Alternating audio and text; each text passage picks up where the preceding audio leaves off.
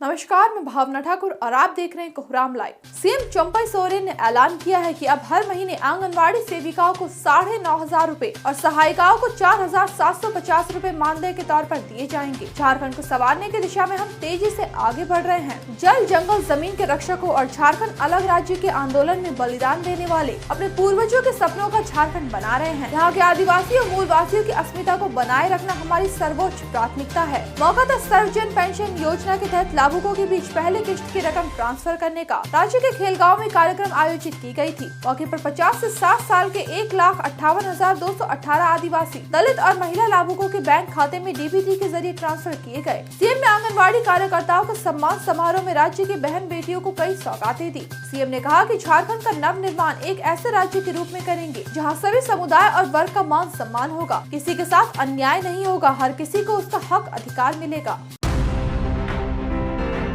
लोकसभा चुनाव को शांतिपूर्ण तरीके से कराने के वास्ते तैयारी जोर शोर से की जा रही है। पुलिस महकमा भी कमर कस रही है। इस क्रम में कल यानी गुरुवार को सुरक्षा समेत अन्य जरूरी मामलों को लेकर आईजी अभियान अमोल वेणुकांत होमकर राज्य के सभी रेंज के डीआईजी और जिलों के पुलिस कप्तान के साथ समीक्षा बैठक करेंगे। बैठक पुलिस मुख्यालय में होगी। इस दौरान सभी एसएसपी और एसपी अपने अपने जिलों में सुरक्षा की तैयारियों की जानकारी देंगे। लोकसभा चुनाव को लेकर पुलिस पर सुरक्षा बलों की तैनाती, नकल अभियान, बूथ प्रबंधन के साथ प्रधानमंत्री सहित विभिन्न स्टार प्रचारकों की सुरक्षा की जिम्मेदारी है। लोकसभा चुनाव के दौरान लॉ एंड ऑर्डर की स्थिति, खासकर नक्सली इलाकों में मतदान कैसे कराया जाए, पिछले दिनों चुनाव के दौरान किस तरह की गड़बड़ी का सामना करना पड़ा, किन इलाकों में कौन से नक्सली ग्रुप एक्टिव है और उनसे कैसे निपटना है, चुनाव आयोग ने इस संबंध में निर्देश दिए हैं।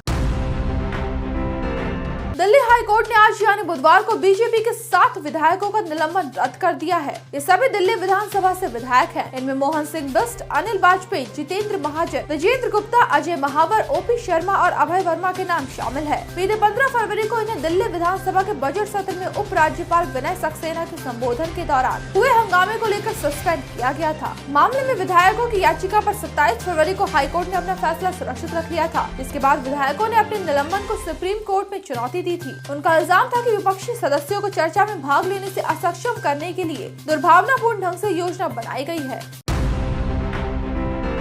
सीएम चंपई सोरेन ने कहा कि निर्माणाधीन फ्लाईओवर का काम हर हाल में निर्धारित समय में पूरा करे, निर्माण कार्य में तेजी लाए। फ्लाईओवर की सुविधा आम जनों के लिए है, इसलिए जरूरी है कि फ्लाईओवर का निर्माण कार्य दिन रात तेज गति से किया जाए। सीएम ने अधिकारियों से कहा कि जरूरत पड़े तो मैन पावर बढ़ाए। मौका था राजधानी रांची में बन रहे काटा टोली एवं सीरम टोली फ्लाईओवर की कार्य प्रगति के औचक निरीक्षण का। सीएम ने अधिकारियों से कहा कि फ्लाईओवर निर्माण जुलाई 2024 तक हर हाल में पूरा कर ले, ताकि आम जनता जुलाई से फ्लाईओवर का इस्तेमाल कर सके। यह उनके सरकार की प्राथमिकता है। सीएम ने कहा कि अधिकारी यह सुनिश्चित करें कि फ्लाईओवर निर्माण के दौरान शहर में ट्रैफिक व्यवस्था दुरुस्त बनी रहे। मौके पर सीएम ने पथ निर्माण विभाग एवं जुड़कों के अधिकारियों को कई अहम दिशा निर्देश दिए।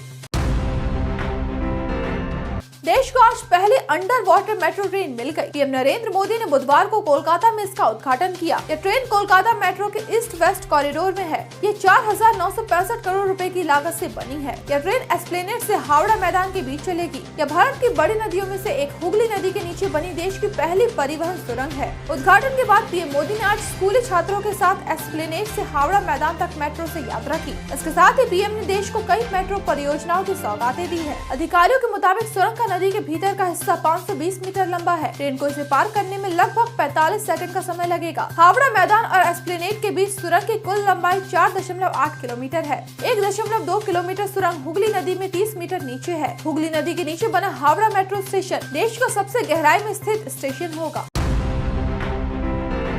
कटिहार में एक युवक नीरज पासवान को सरेराह अपराधियों ने गोली मार दी। गोली लगते ही नीरज लहूलुहान होकर वहीं गिर पड़ा। आसपास से जुड़े लोग उसे जल्दबाजी में अस्पताल ले गए, जहां उसे बचाया नहीं जा सका। वारदात आज कटिहार के नगर थाना क्षेत्र के संग्राम चौक ड्राइवर टोला इलाके में हुई। खबर पाकर मौके पर पहुंची पुलिस ने वारदात को अंजाम दे भाग रहे एक हमलावर को दबोच लिया। उसके पास से 4 हथियार भी मिले हैं। वारदात के बाद इलाके में सनसनी है। खबर है कि मृतक Neeraj Paswan mayor Shiva Paswan murder case में नामजद आरोपी था और हाल ही में जमानत पर जेल से बाहर आया था। मिली जानकारी के मुताबिक नीरज पासवान एमएलए कविता देवी का भतीजा है। पुलिस तफ्तीश में जुट गई है।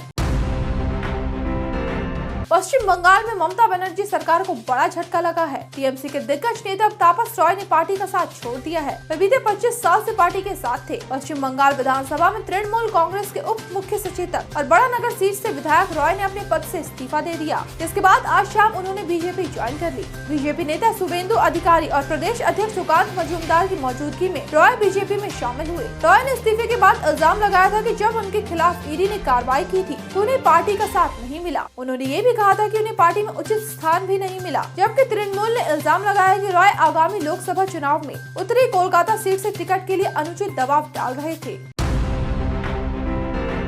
झारखंड में आज अच्छी धूप निकली हुई थी। मौसम विभाग के मुताबिक अगले 5 दिन यानी 11 मार्च तक बारिश की संभावना नहीं है। अभी मौसम साफ रहेगा। राज्य के किसी भी जिले में बादल नहीं छाए रहेंगे। राज्य में अधिकतम तापमान 30 डिग्री और न्यूनतम तापमान 15 डिग्री तक हो सकता है। बीते 24 घंटों में राज्य के कुछ जिलों में हल्की बारिश दर्ज की गई है। वहीं खूंटी में हवा की रफ्तार सबसे तेज रही। ऐसे ही दिन भर की बड़ी खबरों के लिए जुड़े रहिए कोहरामलाइव.com के साथ।